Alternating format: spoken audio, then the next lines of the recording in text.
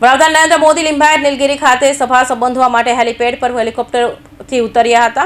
ત્યારે તેઓના સ્વાગત માટે મુખ્યમંત્રી સહિતનાઓ હાજર રહ્યા હતા। હેલિકોપ્ટરમાંથી ઉતર્યા બાદ વડાપ્રધાનનો રોડ શો શરૂ થયો હતો, જેમાં આખા રસ્તા પર માનવ મહેરામણ ઉમટી પડ્યું હતું અને મોદીના નારા લગાવ્યા હતા।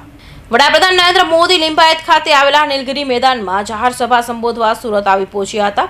સુરત એરપોર્ટ પર બપોરે આવ્યા બાદ ત્યાંથી હેલિકોપ્ટરમાં સેલવાસ ગયા હતા, જેના કાર્યક્રમોમાં હાજરી આપ્યા બાદ હેલિકોપ્ટર દ્વારા વડાપ્રધાન નરેન્દ્ર મોદી પૂર્ણાગામ ખાતે બનાવેલા હેલિપેડ પર પહોંચ્યા હતા।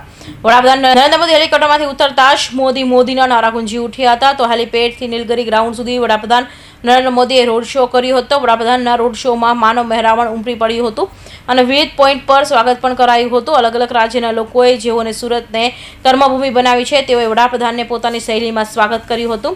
વડાપ્રધાનના रोड शो ने लई आखा विस्तार में चापतो बंदोबस्त गोठवायो तो। मिताश्री मुंदड़ा। क्या है आपके हाथ में? ये स्केच है, मैंने बनाया है नरेंद्र मोदी जी और राम जी का। जब अयोध्या मंदिर बन रहा था तब बनाया था। कितना समय लगा है? 4 दिन। 4 दिन? हाँ। अच्छा, ये सोच कहाँ से आई? ये सोच जब अयोध्या मंदिर बन रहा था तो उसमें नरेंद्र मोदी जी ने बहुत अपना सहयोग दिया, तो फिर मैंने वैसे बनाया। अभी आप मोदी जी को देने वाले हैं? हाँ, अगर हो सके। कैसा लग रहा है? बहुत अच्छा लग रहा है।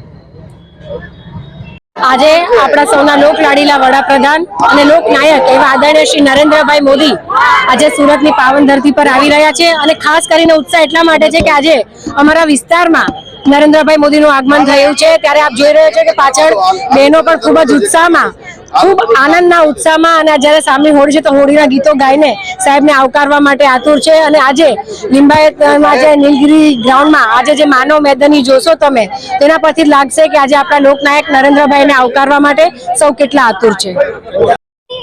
આદરણીય નરેન્દ્રભાઈ મોદી સાહેબ સુરતની મુલાકાતે છે। સુરતમાં એમનો ભવ્ય કાર્યક્રમ છે અને અમારા વિસ્તારની અંદર આદરણીય નરેન્દ્રભાઈ મોદી સાહેબ આવી રહ્યા છે।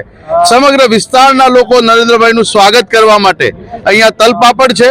અમારા રાજસ્થાની સમાજની બહેનો ભાઈઓ સાફામાં વેશભૂષામાં પારંપરિક રીતે નૃત્ય કરીને હોળીના ગીતો ગાઈને સ્વાગતના ગીતો ગાઈને તેઓના સ્વાગત માટે અહીંયા તૈયારીઓ કરી છે। ખૂબ મોટી સંખ્યામાં સૌ લોકો આદરણીય નરેન્દ્રભાઈ મોદી સાહેબનું સ્વાગત કરવાના છે। 2024ના લોકસભાના ઇલેક્શન પછી પહેલી વખત નરેન્દ્રભાઈ મોદી સાહેબ ત્રીજી વખત પ્રધાનમંત્રી બન્યા પછી આવે છે અને પ્રભુ શ્રી રામ ભગવાનનું અયોધ્યામાં ભવ્ય મંદિર બનાવ્યા પછી આદરણીય નરેન્દ્રભાઈ મોદી સાહેબ સુરતમાં આવે છે।